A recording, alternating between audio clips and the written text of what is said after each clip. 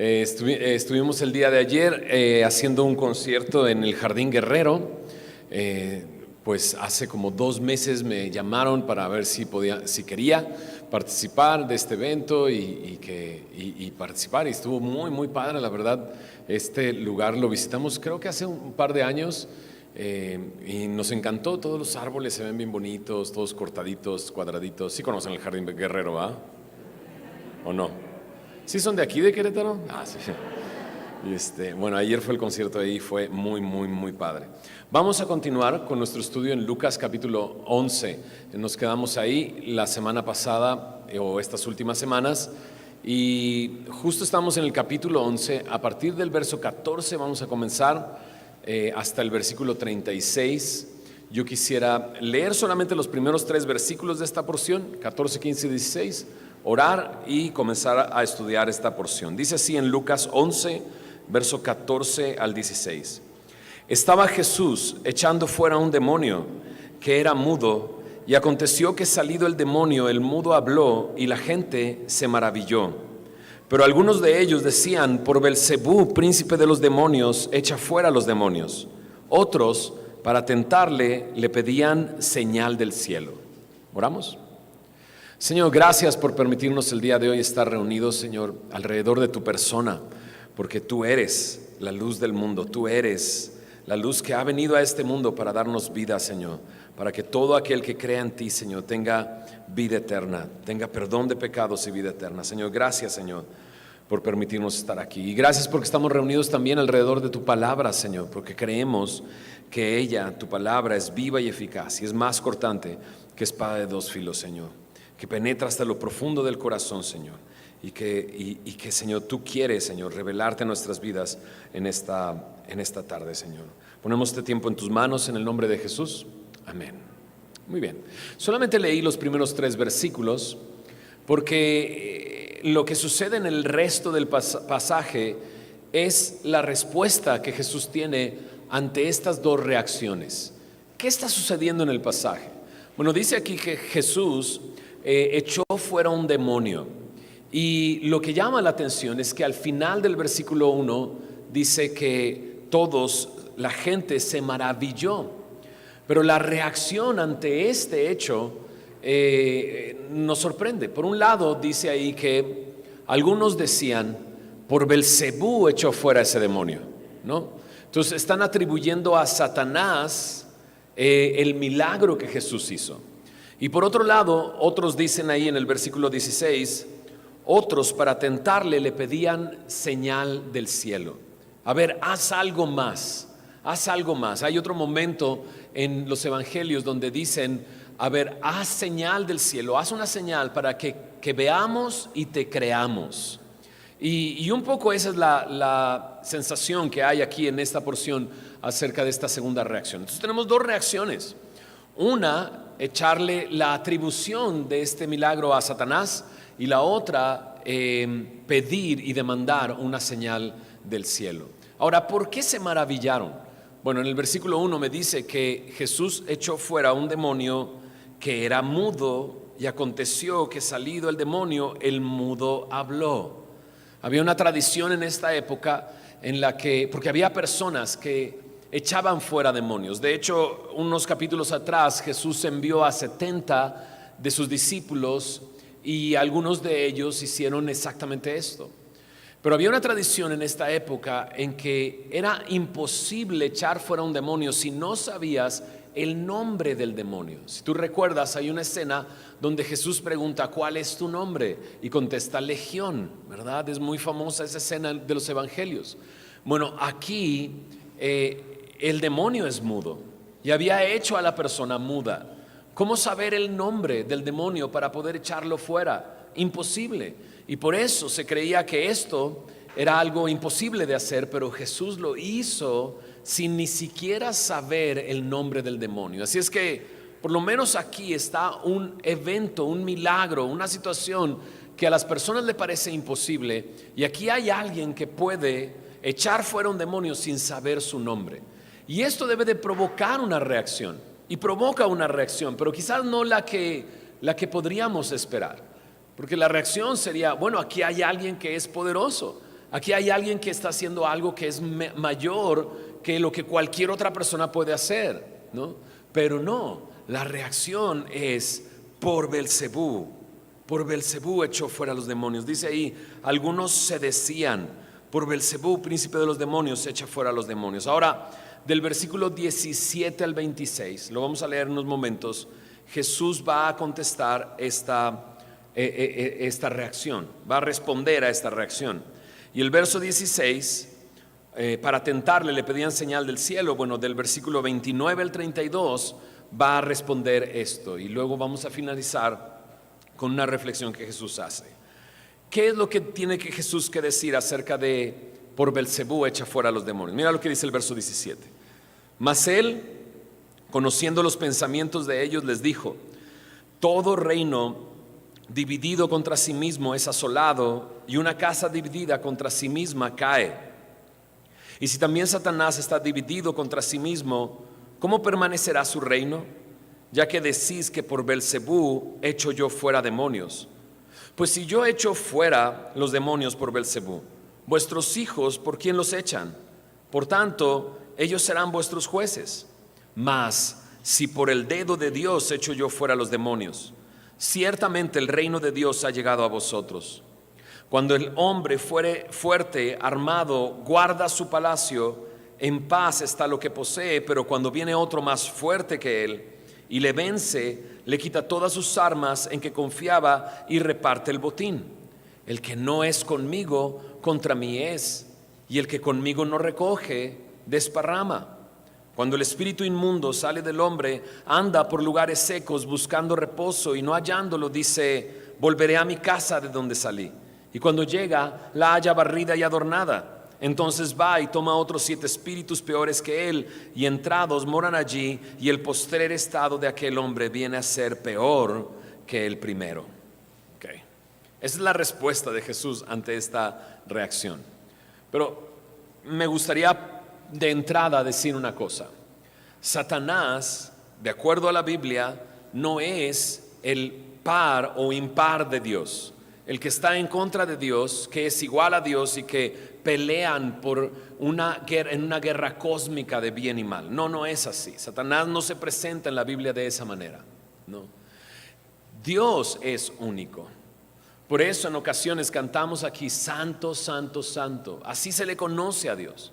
¿Qué significa santo? Santo significa apartado, único, no hay otro como Él.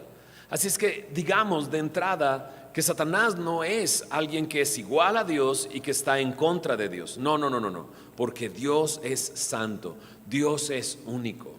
Ahora, Satanás aparece en la Biblia así, como un ángel caído, un ser creado, y Dios es el Dios creador de todas las cosas. Eso lo tenemos claro en la Biblia. Es que no pensemos que Satanás tiene el mismo poder para enfrentar a Dios. No, Dios es omnipotente. Satanás no tiene esa clase de poder. Y lo estamos viendo. O sea, ¿qué es lo que hizo Jesús? Echó fuera un demonio mudo. Hay alguien más poderoso que ese demonio. Así es que no tiene el mismo poder. Mientras Dios es omnipresente, Satanás no puede estar presente en todos lados, aunque nosotros queramos echarle la culpa de las cosas, ¿verdad? Todo el tiempo, ¿no? De repente, es que yo no quería hacer eso, pero Satanás me hizo hacerlo. No. Él no es omnipresente. No creas que eres tan importante para que te esté poniendo los ojos todo el tiempo. No es así. Él no es omnipresente. Es de repente decir: ¿y esa cerveza? Me la puso Satanás en la mano. No. Tú fuiste el que estiró la mano y agarraste esa cerveza y llegaste al lugar donde estás, ¿no? Entonces, no, Satanás no es igual a Dios y está enfrentando a Dios. No, es un ser creado y tiene un destino y tiene un final, mientras que nuestro Dios, Él es el principio y el fin, el alfa y la omega, el existente y que no tiene final. ¿Ok? Digamos eso para empezar. Pero ahora, cuando ellos dicen por Belcebú, príncipe de los demonios, echa fuera a los demonios, ¿no? Jesús responde de esta manera: lo primero que hace, bueno, antes de ver lo primero, dice ahí, mas él conociendo los pensamientos de ellos. ¿Ok? Entonces, no se lo dijeron a Jesús. Por Belcebú estás echando fuera a los demonios. No, eso lo empezaron a decir entre ellos. ¿Y no te choca eso, no? Cuando no te dicen de frente algo, sino que lo están cuchicheando acá. Pero Jesús conoce los pensamientos de ellos y por eso responde. Hace años atrás, hace 20 años atrás, sí, 20 años atrás, por ahí del 2001, 2002, estábamos predicando el evangelio en las preparatorias de la Ciudad de México, preparatorias públicas, y lo que encuentras en la Ciudad de México, algunos de ustedes yo sé que vienen de allá, y lo que encuentras en ese tipo de lugares educativos es bastante extraño. Hay mucha droga, hay mucho alcohol, y desde esa época se veía mucho de eso. Pero también cuando llegamos al lugar del evento, en uno de los jardines había un chamán, un hombre que estaba con un copal, ¿no? Con un copal haciendo limpias a los estudiantes. Qué extraño encontrar en un centro educativo algo así, pero bueno, ahí estaba ese hombre. Nosotros llegamos por invitación de un grupo de jóvenes cristianos a hacer un concierto ahí. Entonces llegamos, hicimos el evento, tocamos, predicamos el evangelio, y al final una chica, cuando ya está todo terminado, una chica se acerca conmigo y me dice, ¿ustedes son cristianos o son católicos? Y yo, no quedó un poco claro, y me quedé así, qué raro, y le digo, no somos cristianos. Y ella se da la media vuelta y se va, gracias, y se va. Y yo no me iba a quedar con la duda, yo la detuve y le dije, a ver, espérame, ¿por qué preguntas eso? Y me dice, bueno, es que este chamán que estaba ahí, cuando comenzaron a dar el mensaje, comenzó a pasearse entre la gente y decirles, no hombre, estos son cristianos, lo único que quieren es dinero, ahorita van a pedir dinero. Y eso es lo que decía esta persona. Y entonces ella me dijo, y entonces como no pidieron dinero, yo creí que eran católicos. Para todos lados está mal la escena, ¿estás de acuerdo? Que piensen eso de nosotros. Pero también esta persona estaba haciendo eso. Jesús no se enteró, o bueno, más bien, sí se enteró, pero no estaba escuchando que le dijeran, por Belcebú echas fuera a los demonios, sino que era algo que estaban cuchicheando ellos entre ellos. Y entonces Jesús responde y lo dice públicamente. Y dice esto, todo reino dividido contra sí mismo es asolado, y una casa dividida contra sí misma cae. Lo primero que hace Jesús es presentar un principio básico, un principio bien simple y muy claro y muy lógico. O sea, lo primero que presenta es algo muy lógico. O sea, no hay reino que esté dividido que pueda sobrevivir. O sea, si está dividido y se enfrenta entre ellos, está destinado a desaparecer ese reino. Es un principio muy simple y muy razonable. Pero ellos no están respondiendo, por Belcebú está echando fuera demonios porque lo razonaron, sino porque no quieren ver a Jesús por quien Él es. A mí me encanta el cristianismo, me encanta lo que es Cristo y la Biblia y la palabra. Si estás aquí en Semilla de Mostaza, entiendo que te gusta la enseñanza de la palabra, que te interesa conocer a Dios, ¿verdad? Porque creemos que Dios quiere revelarse a nuestras vidas y que podamos entender, porque Dios quiere que le amemos con toda nuestra mente.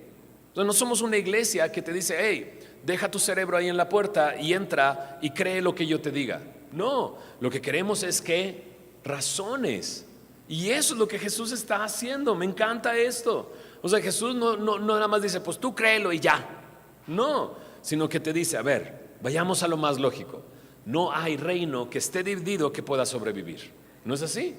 Y entonces va un poco más adelante y dice, si también Satanás está dividido contra sí mismo, ¿cómo permanecerá su reino? Ya que decís que por Belcebú echo yo fuera los demonios. Bueno, si ningún reino puede sostenerse, está dividido, imagínate si Satanás pelea contra sí mismo. ¿Podría permanecer su reino? La respuesta es no. O sea, a la conclusión, a la reacción que obtuvo de la gente, no es la reacción más lógica.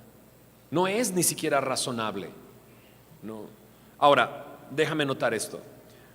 ¿Cómo permanecerá su reino. Más adelante veremos a Jesús diciendo, el reino de Dios ha llegado a vosotros. Y de repente la pregunta es, ¿Satanás tiene un reino? ¿Cómo permanecerá su reino? Bueno, aquí, y como el reino de Dios, reino me habla de una esfera de influencia. Una esfera donde hay una influencia de esta persona. Así es el reino de Dios. El reino de Dios es Dios gobernando y es esa esfera de influencia que transforma nuestras vidas y que vamos y llevamos a todo lugar a donde vamos. Pero Satanás también tiene una esfera de influencia. Y déjame decirlo así, creo que lo vemos y lo vemos todo el tiempo. No es difícil ver esa esfera de influencia en el mundo en el que vivimos el día de hoy. Si hay algo que distingue a este personaje de Satanás en la Biblia es el engaño.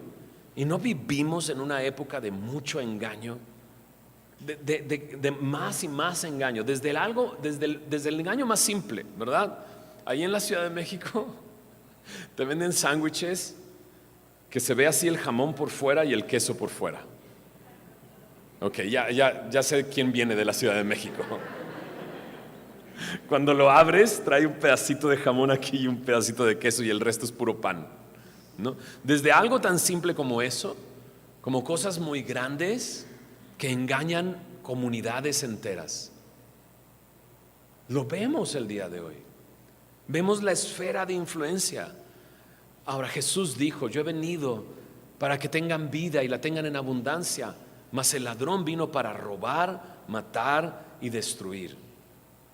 Y no es difícil ver esa influencia en este mundo de Satanás, robando, matando y destruyendo. Vemos familias rotas, familias hechas pedazos. Satanás destruye al individuo, destruye su dignidad, incluso destruye su conciencia, apaga su conciencia a tal punto que no le duele nada y no se preocupa por nada y no le preocupa nada. Aun cuando todo está alrededor terrible, la violencia en la que vivimos, las muertes que hay constantes. Es sorprendente que a nosotros no nos duela que hay personas muriendo cada mes por la violencia, ¿no? Y por otras cosas. Y no nos duele. Es, otro mes, tantos muertos, bueno, por lo menos ya no son tantos como antes. Y dices, ¿cómo? No debería de haber ninguno. La esfera de influencia de Satanás es tan terrible que destruye, hasta te engaña y aparte te hace creer el engaño y aparte te hace defender el engaño. Y dices, no puede ser. Vivimos en un mundo así, un mundo donde se destruye la individualidad de la persona, la dignidad de la persona y destruye sus vidas. Pero ojo, aquí hay uno que echó fuera un demonio, que a la vista de todos parecía que era imposible que sucediera. Aquí hay uno que venció al más fuerte, porque él es más fuerte que cualquier hombre fuerte armado que guarda su palacio. ¿Ok? Sí, hay un reino y sí hay una esfera de influencia. Pero todo esto comenzó con un Jesús que echó fuera un demonio que era mudo. Entonces Jesús les dice, a ver, vayamos viendo. Un reino dividido no puede sostenerse. Satanás contra sí mismo sería lo más ilógico. Ahora, si yo echo fuera demonios, dice en el verso 19, por Belcebú, vuestros hijos, ¿por quién los echan? Porque hay otros que han echado fuera demonios. ¿Por qué no los llamamos y les empezamos a hacer preguntas? Y les preguntamos, si yo lo estoy echando por Belcebú, entonces ellos por quién los están echando fuera, ¿no? Y entonces él dice así, mas si por el dedo de Dios echo yo fuera los demonios, ciertamente el reino de Dios ha llegado a vosotros. Okay. Si por el dedo de Dios, qué frase tan extraña, ¿no? Dedo de Dios, ¿no? En Éxodo capítulo 8, en el momento en que las plagas de Egipto, las plagas que Dios envía al pueblo de Egipto, mostrando una vez más poder sobre los dioses que tenían los egipcios, ¿verdad? Hay momentos en los que sucede algo sorprendente. A través de la vara de Moisés convierte el agua en sangre. Y los hechiceros de Faraón lo que hacen es imitar esa señal. Y van haciendo lo mismo ellos. Pero llega un momento en que el polvo se convierte en animales, no en moscas. Y entonces estos hechiceros voltean a ver y dicen, este es el dedo de Dios. Nosotros ya no lo podemos imitar, es el dedo de Dios, ¿no? Y pareciera que Jesús está haciendo referencia a ese momento. El dedo de Dios. Si es el dedo de Dios por el cual yo echo fuera a los demonios, ciertamente el reino de Dios ha llegado a vosotros. Ciertamente. Me encanta cómo va razonando y luego establece lo que es evidente. Es evidente. Pero lo que está implicando es, ustedes no lo quieren ver. Ustedes no quieren ver la realidad. Pero si es el dedo de Dios, entonces ciertamente el reino de Dios ha llegado a vosotros. En un pasaje paralelo a este, en Mateo capítulo 12, verso 28, dice Jesús, mas si por el Espíritu de Dios yo eché fuera al demonio, ciertamente el reino de Dios ha llegado a vosotros, ¿no? Y luego dice esto: cuando el hombre fuerte, armado, guarda su palacio, en paz está lo que posee. Pero cuando viene otro más fuerte que él y le vence, le quita todas sus armas en que confiaba y reparte el botín. ¿Qué se necesita para recuperar un botín? ¿Qué se necesita para vencer a alguien? Pues ser más fuerte que ese alguien. Es así de simple. Ahora, este hombre fuerte armado, ¿a quién está haciendo referencia? Por el contexto, pues a Belcebú, a Satanás, ¿no? ¿Y quién es este otro más fuerte que él que le vence? Pues por el contexto, Jesús. Lo acaba de demostrar en el versículo 14. Ha librado a esta persona que tenía un demonio mudo. Pero déjame decir algo. La Biblia es un solo mensaje de pasta a pasta. En Génesis 1 encontramos que Dios creó todas las cosas que vemos. Creó el universo, creó esta tierra, creó todos los animales, aves, peces, y como parte culminante de su creación, creó al hombre y lo puso en un huerto, en el huerto del Edén, un lugar deleitoso. Eso es lo que significa Edén. ¿Por qué es deleitoso? Porque tiene comunión con Dios y platica con Dios y habla con Dios en ese lugar. Ese es el paraíso, eso es el paraíso. Pero llega un personaje, la serpiente, identificado en Apocalipsis como Satanás, como el gran dragón, como este al que Jesús está diciendo y al que ellos están haciendo referencia. Y él llega y lo que hace es tentar a la mujer. Y lo que hace es pintarle un cuadro de cómo Dios lo limita y cómo si ellos hacen lo que la serpiente les dice, entonces ellos serán como Dios, ¿no? Y caen en el engaño y pecan. En ese momento Dios aparece en el lugar y ellos están escondidos, llenos de vergüenza y de miedo. Dios les había dicho: si comes del árbol de la ciencia del bien y del mal, ciertamente morirás. Lo hicieron y murieron. ¿Murieron en qué sentido? No físicamente, pero sí hay una separación con Dios. Es por eso que ellos se esconden, es por eso que les da vergüenza, es por eso que tienen esta culpa. Y entonces cuando Dios está ahí, les dice: ¿dónde estás? Dice el hombre: oí que estabas en el huerto y me escondí porque estaba desnudo. ¿Quién te enseñó que estabas desnudo? ¿No? Entonces lo que hace Dios es confrontar al hombre. El hombre no dice lo que hizo, sino que comienza a echarle la culpa a todos. Lo primero que dice es: la mujer que tú me enviaste. Es lo más fácil, echarle la culpa a tu mujer, ¿no? O echarle la culpa a tu... Génesis 3:15.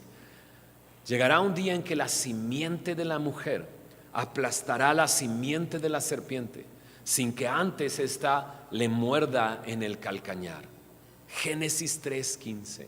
Imagínate, esto que estamos leyendo aquí tiene que ver con esa historia, porque la Biblia cuenta una sola historia, una sola historia.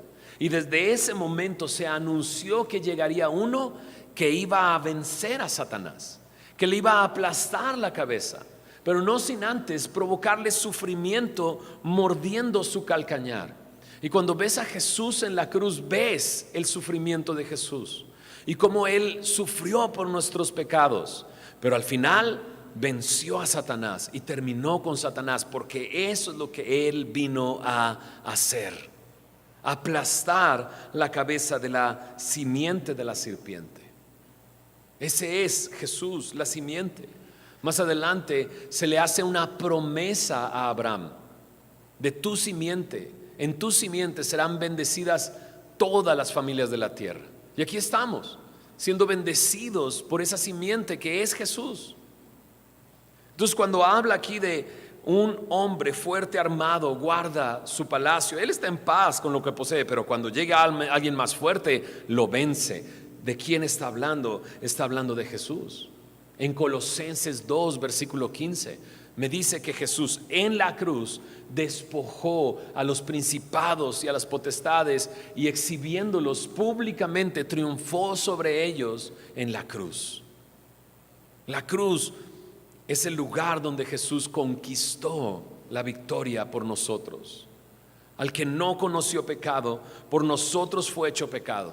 Él cargó nuestros pecados para vencer, y venció a Satanás.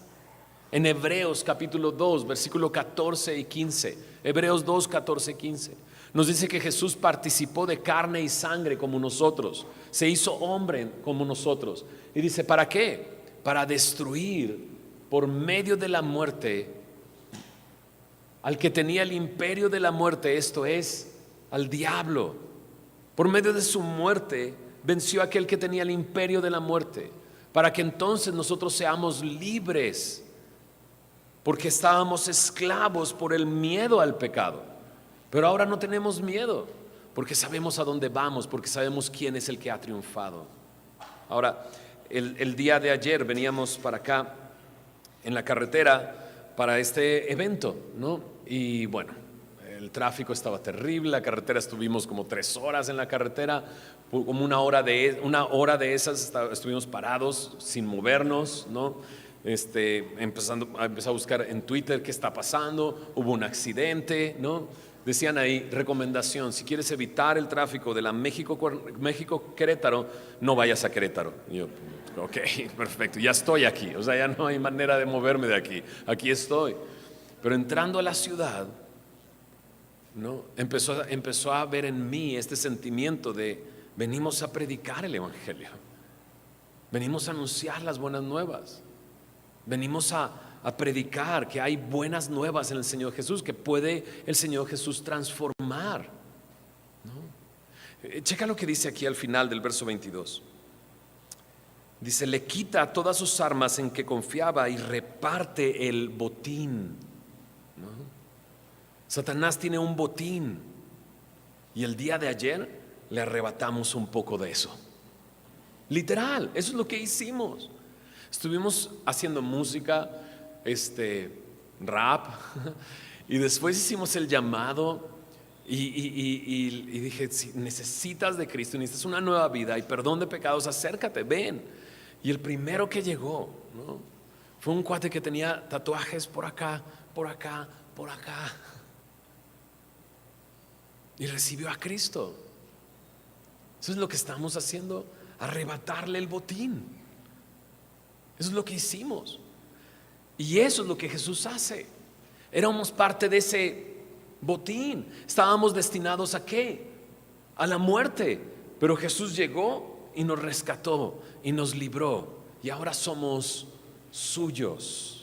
Eso es lo que somos. Creo que este pasaje va a hablarnos tanto a aquel que está dudando de quién es Jesús, porque eso es lo que está sucediendo, pero también a nosotros nos quiere retar. ¿De qué lado estamos? Estamos de aquel que ha vencido. De ese lado estamos. ¿A quién tenemos de nuestro lado? Aquel que venció a la muerte. Aquel que venció a la muerte. Ahora, a lo mejor has encontrado cosas en tu vida que dices: esto es imposible. Y estás luchando con algo, y estás lastimando a los seres que más amas y quieres, y no puedes salir de ahí. Y a lo mejor te estás venciendo y diciendo, ya, ni modo, así es. Pero aquí hay alguien que ha vencido y que ha hecho algo que parecía imposible, posible. ¿Tú crees que Dios no puede librarte de esa adicción, de ese problema, de eso en lo que te metes una y otra vez y que juras siempre no lo voy a volver a hacer y lo sigues haciendo? Claro que lo puede hacer, pero también piensa en el botín. Yo sé que tu vecino da lata. Todos tenemos un vecino que da lata, ¿estás de acuerdo? Que pone reggaetón, ¿no? Y dices, no puede ser, ¿por qué pone reggaetón? Y pone eso, ¿no? Espero que no trates de vencerlo poniendo alabanzas a todo volumen, ¿verdad? Pues ahí te va, ¿no? No. ¿Cómo podemos vencer el mal? Lo vencemos con el bien. Y estamos del lado del vencedor, ¿cierto? Le amamos y le servimos. ¿Por qué? Porque el que ha vencido está en nosotros y podemos ir por ellos. Y a lo mejor ya estamos cerrados y decimos, ¿qué le voy a hablar del evangelio? Este cuate nunca va a cambiar. Pues aquí estoy yo.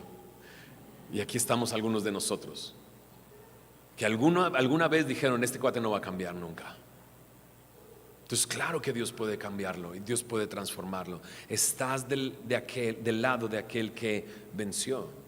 Checa lo que dice el versículo 23. El que no es conmigo contra mí es, y el que conmigo no recoge desparrama. Raro versículo en este momento, pero creo que tiene todo el sentido conforme a lo que está sucediendo.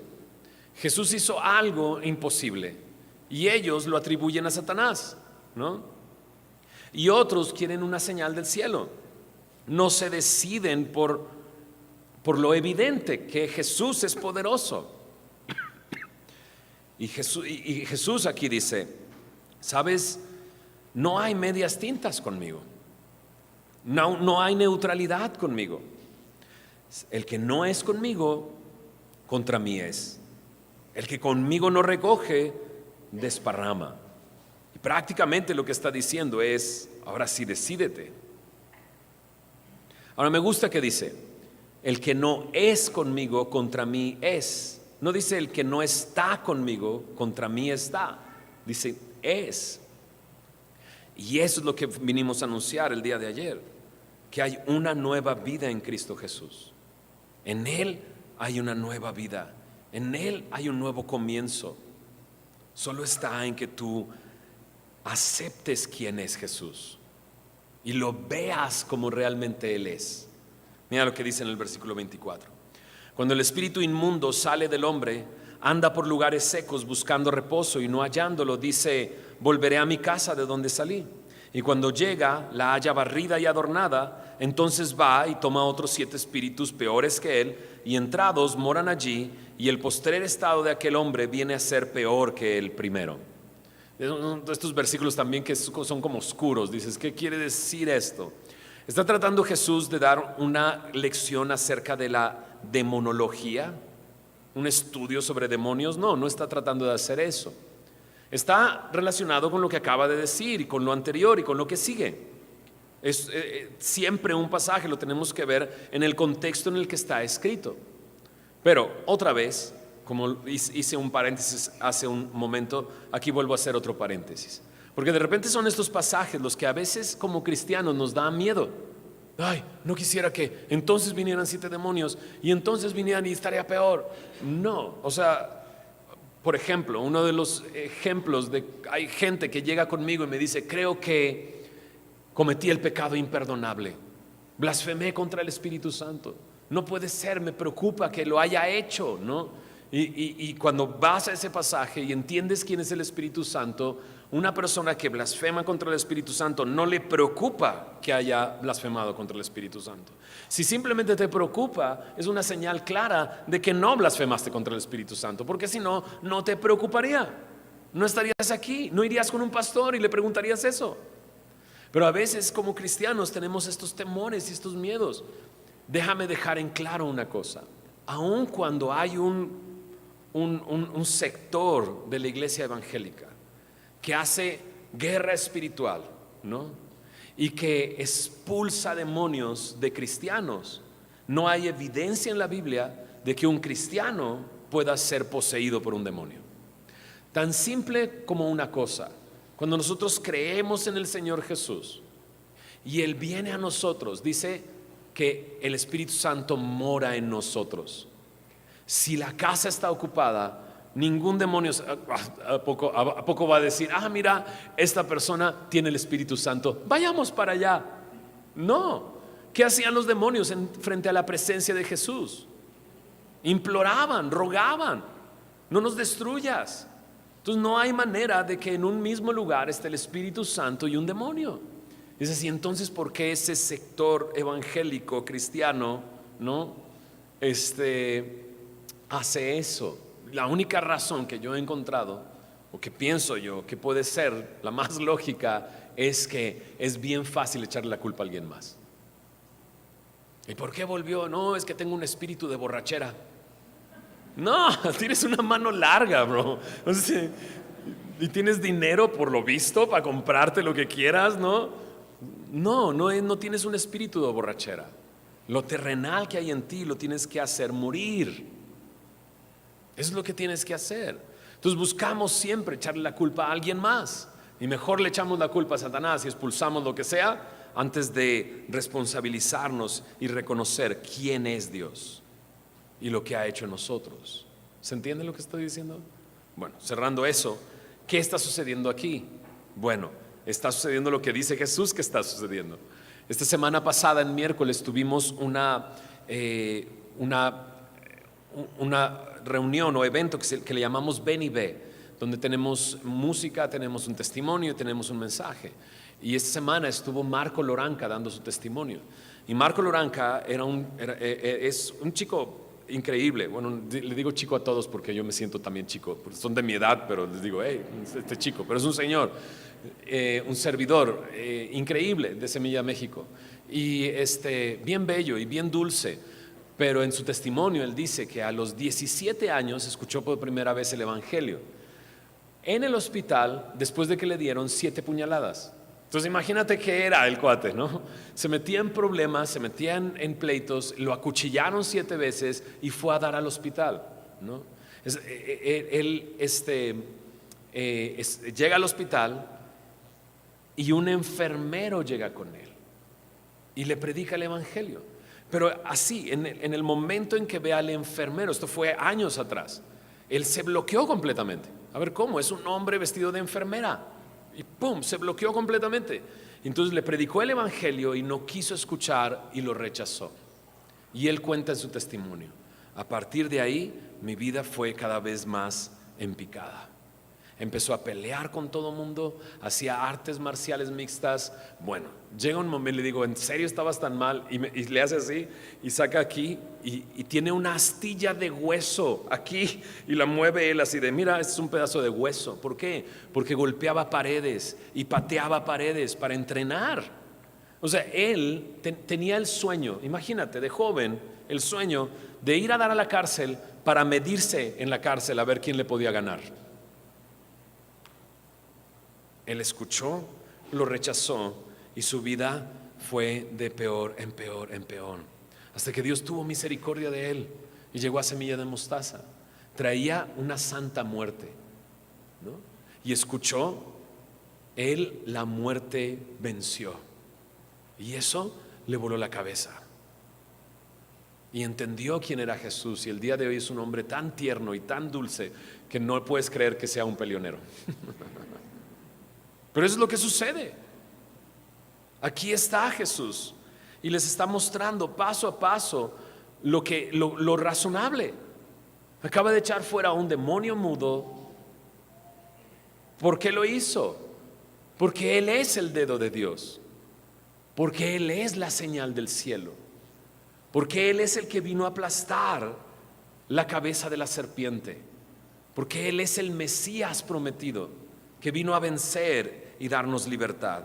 Terminemos con esta última parte. Dice ahí: mientras él decía estas cosas, una mujer de entre la multitud levantó la voz y dijo: bienaventurado el vientre que te trajo y los senos que mamaste. Y él dijo: antes, bienaventurados que oyen la palabra de Dios y la guardan, ¿no? Entonces, esto está muy extraño porque está ahí en medio de la nada y pareciera como una interrupción. Pareciera como la clásica persona que quiere llamar la atención. ¡Hey! Bienaventurado la mamá que te dio a luz y que te alimentó, ¿no? Y él de repente dice, no, no, no, no. Antes, bienaventurado el que oye la palabra de Dios y la guarda. ¿Y qué ha estado haciendo Jesús? Hablando ¿qué? La palabra de Dios. Bienaventurado aquel que responde al Evangelio, que guarda y atesora su palabra. Esa palabra que es viva y eficaz y que nos hizo nacer de nuevo. Esa palabra que es el alimento que recibimos constantemente. Esa palabra que es luz a nuestros pies, lámpara en nuestro camino. Versículo 29. Y apiñándose las multitudes, comenzó a decir: esta generación es mala, demanda señal, pero señal no le será dada sino la señal de Jonás. Y aquí comienza a responder a la reacción: danos una señal del cielo. Ahora, solo como algo curioso, creo que esa es la palabra más extraña que he leído en la Biblia: apiñándose. Solo te digo, ¿qué significa eso? Ok, no me respondan.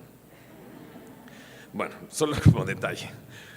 Esta generación mala demanda señal, pero señal no le será dada sino la señal de Jonás. En otra versión, en otro de los evangelios dice: así como Jonás estuvo en el vientre del pez 3 días y 3 noches, así el Hijo del Hombre estará en el vientre de la tierra 3 días y 3 noches. Pero aquí no lo hace de esta manera. Checa lo que dice el verso 30. Porque así como Jonás fue señal a los ninivitas, también lo será el Hijo del Hombre a esta generación. La reina del sur se levantará en el juicio con los hombres de esta generación y los condenará, porque ella vino de los fines de la tierra para oír la sabiduría de Salomón. Y he aquí más que Salomón en este lugar. Los hombres de Nínive se levantarán en el juicio con esta generación y la condenarán, porque a la predicación de Jonás se arrepintieron, y he aquí más que Jonás en este lugar, ¿no? Jonás es este profeta que por un momento rechazó el llamado de Dios. Fue tragado por un pez, fue escupido pues a la orilla del mar, y llega a Nínive y predica el evangelio, y los ninivitas se convierten. Los ninivitas estaban muy mal, eran terribles, pero se arrepintieron. La reina del sur, la reina de Saba, fue con Salomón a oír lo que decía y reaccionó ante lo que oía. Lee Primera de Reyes 10, 6 al 9 y te darás cuenta que la reina del sur termina diciendo: ahora creo, ahora creo. Y aquí está Jesús, que ha expulsado un demonio mudo, ¿no? Que es evidente que no está trabajando con Satanás, que es el dedo de Dios, que es más grande que Salomón y más grande que Jonás, y ellos no lo pueden ver y no lo quieren escuchar. Por eso Jesús termina así, verso 33: nadie pone en oculto a la luz encendida, ni debajo del almud, sino en el candelero, para que los que entran vean la luz. La lámpara del cuerpo es el ojo. Cuando tu ojo es bueno, también todo tu cuerpo está lleno de luz. Pero cuando tu ojo es maligno, también tu cuerpo está en tinieblas. Mira pues, no suceda que la luz que en ti hay sea tinieblas. Así que, si todo tu cuerpo está lleno de luz, no teniendo parte alguna de tinieblas, será todo luminoso, como cuando una lámpara te alumbra con su resplandor. ¿Quién es la luz del mundo? Jesús. ¿Quién es la luz que vino a este mundo para dar vida a los hombres? Jesús. Jesús dijo: yo soy la luz del mundo, el que me sigue no andará en tinieblas, sino que tendrá la luz de la vida. Ese es Jesús. Y Jesús está diciendo: nadie pone en oculto la luz, sino que la pone en el centro del lugar. Y aquí está Jesús encendiendo todo el lugar. ¿Cuál es el asunto? Que las personas no lo ven como realmente es. Y la respuesta está en el siguiente versículo. ¿Por qué? Porque su ojo es maligno. Si su ojo es bueno, dice, también todo tu cuerpo está lleno de luz. Y es la manera en que ellos están percibiendo a Jesús, la manera en que ellos están siendo honestos o sinceros. ¿Sabes? Yo sé, no nos gusta escuchar que somos pecadores. No nos gusta. A algunos les cuesta más trabajo admitirlo, a algunos no tanto. Algunos hicimos tantas cosas tan feas que decían, ¿eres pecador? Pues sí, es lo que he hecho los últimos años de mi vida, ¿no? A algunos les dices, ¿eres pecador? ¿Por qué? Y es lo mismo que sucede cuando Jesús aparece. ¿Quién es Jesús? Jesús es el que venció al enemigo, venció a Satanás, echó fuera a este demonio mudo. Pero nosotros ponemos excusas. Ah, no, es por esto. Ah, no, es por lo otro. Y no sucede. ¿A quién no le sucede cuando tú estás compartiéndole a alguien? Hey, te invito a mi iglesia, ¿no? Dicen, ay, en las iglesias hay puros hipócritas, ¿no? Y dices, pues sí, nos falta uno, ¿por qué no vienes? ¿No? O sea, sí, hay hipócritas por todos lados, sí, ¿no? Dice, no, es que en la iglesia hay personas que engañan y que, pues sí, la Biblia misma habla de eso. Hay falsos profetas anunciados que saldrán de entre ellos, que tratarán de tragarse a las ovejas. Ahí está, sí, pero esas son excusas que ponemos. Es por Belcebú echa fuera a los demonios. No, Jesús es el que ha vencido. Es el dedo de Dios. Y si Él por el dedo de Dios hizo eso, entonces el reino de Dios está aquí. Él es más grande que Jonás, Él es más grande que Salomón, pero ellos no lo ven, porque cuando lo ven, su ojo es malo y su cuerpo está lleno de tinieblas. Ahora checa la frase que dice después. Mira pues, no suceda que la luz que en ti hay sea tinieblas. Y es que de repente ese es el problema. Sentimos que nosotros tenemos la razón. Y aquí está Jesús echando a un lado todo tu razonamiento y poniendo en claro lo que es evidente. Dicen, ojo, no vaya a ser que tu luz en realidad sean tinieblas. Así que si todo tu cuerpo está lleno de luz, no teniendo parte alguna de tinieblas, será todo luminoso, como cuando una lámpara te alumbra con su resplandor. Y esta última frase me encanta, porque lo veo. Creo que muchos de nosotros aquí podemos testificar. Empezamos a caminar con Jesús y todo se fue acomodando en su lugar. ¿Ha habido problemas? Claro que sí. ¿Ha habido dificultades? Claro que sí. Pero sé a dónde dirigirme, sé quién soy, sé quién es Él.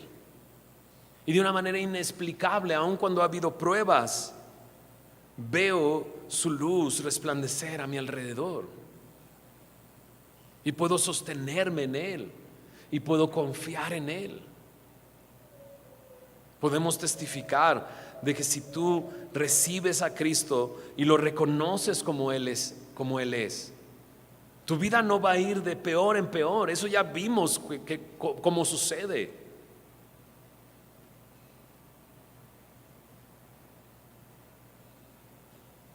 Si tú recibes a Cristo y le entregas tu vida a Cristo, ¿qué dice Jesús? Bienaventurado aquel que escucha la palabra y la guarda. Dios tiene un plan en tu vida y su plan siempre es de bien y de bondad para tu vida. A lo mejor no puedo entender sus planes porque son mucho más altos que los míos, pero siempre en su mente está el final. ¿Y cuál es el final? Estar con Él para siempre, una vida abundante. Así es que este pasaje me está confrontando en dos cosas. Una, si he rechazado a Jesús, o bueno, a lo mejor no lo he rechazado abiertamente, pero he dicho, no es para mí. O sea, está padre, está increíble Jesús, está chido, pero no es para mí. Jesús dice, si no estás conmigo, estás contra mí. Más vale que decidas pronto quién es Jesús para ti. Pero también me está confrontando en esta otra parte. Ahí hay un botín. Y nosotros estamos del lado de aquel que venció. Y podemos nosotros, siendo el cuerpo de Cristo, llevar luz. Sí está bien lejos Querétaro de la Ciudad de México. Sí está lejos. Pero está lejos salir de mi casa a la autopista. Nos vivimos por el sur ¿no? Y generalmente nos movemos en un círculo, todos hacemos eso, ¿no? Nos movemos en un cierto círculo donde tenemos nuestro trabajo, nuestros amigos y demás. Pero de repente atravesar toda la ciudad e ir avanzando y avanzando y ver cerro tras cerro lleno de casas y casas y casas y casas. Yo iba pasando por ahí y solo pensaba, Señor, espero que tú tengas una luz en cada uno de esos lugares. Una persona que pueda predicar tu evangelio y testificar de quién eres tú, porque tú eres el que ha vencido. Tú eres el que ha vencido. Y ese somos todos nosotros. No vivimos en la misma casa, ¿o sí? Vivimos en diferentes lugares. Y Dios nos ha llamado a predicar el evangelio. Prediquemos el evangelio con nuestra actitud, con nuestra forma de ser, amando y sirviendo a los demás. ¿Lo hacemos? ¿Oramos? Señor, gracias, Señor, por ser tan fiel. Te pido esto en oración, Señor, que tú a la persona que aún no se ha decidido por ti, Señor, que tu Espíritu, Señor, le convenza de pecado, de juicio y de justicia, le guíe a la verdad, que pueda conocerte, que pueda ver lo que es evidente. Señor, limpia sus ojos y permite el día de hoy que sean llenos de luz, llenos de ti. Te pido, Señor, eso. Señor, que no sigan aplazándolo más, que no pongan más excusas, sino que te reciban y crean en ti, que eres Señor, que eres el vencedor. Haz tú la obra, Señor. Pero también te pido por la iglesia, por aquellos que hemos creído en ti, Señor. Señor, te quiero pedir, líbranos de nosotros mismos para empezar. Ayúdanos a seguirte, a negarnos, Señor, y a tomar la cruz todos los días y seguirte. Y Señor, y ser luz en el lugar donde tú nos has llamado, porque estamos del lado de aquel que ha vencido. Ayúdanos a amar y a servir a los que están a nuestro alrededor, a hablar, a decir quién eres tú, Señor, y lo que tú has hecho. Y permítenos ver, Señor, cómo tú eres esa luz encendida en el centro de la casa, Señor. Señor, te rogamos por las personas que el día de ayer en este concierto te recibieron. Señor, que puedan estar en una iglesia y crecer en una iglesia, Señor, y conocerte más cada día, Señor. Muéstrales quién eres tú, Señor, ahora que tú estás en ellos, Señor. Te lo pedimos todo esto en tu nombre, Señor Jesús. Amén. Vamos a ponernos de pie. Vamos a cantar una canción para despedirnos.